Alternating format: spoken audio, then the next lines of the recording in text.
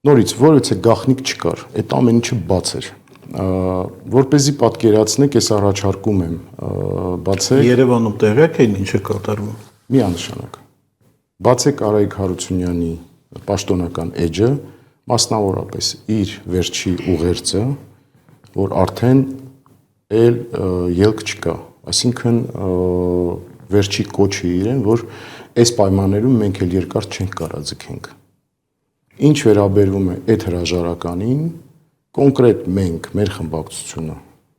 մենք բազմիցս ասել ենք, այո, պատերազմից հետո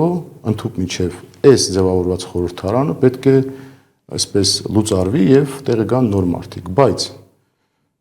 ինչքան մենք չունենք, մինչդեռ մենք չունենք այդ հնարավորությունը, մենք իրավունք չունենք եղածը կամ այսպես պետական ինստիտուտները թիրախավորել։ Այսինքն մենք այդ երաշխիքները չունենք, որ կարողանայինք նոր ընտրություններ անենք եւ այս համատեքստում մենք միշտ փորձում էինք զուսպ լինել եւ Արայիկ Հարությունյանը պարբերաբար էր ասում, որ հրաժարականից էր խոսում եւ ավելին հակառակը ասեմ, մենք էինք համոզում, որ մի գնա այդ քայլին, մենք այսօր ի վիճակի չենք ընտրություններ անելու։ Եվ հարցրեք բոլոր այն մարդկանց, ովքեր գոնե ինչ որ չափ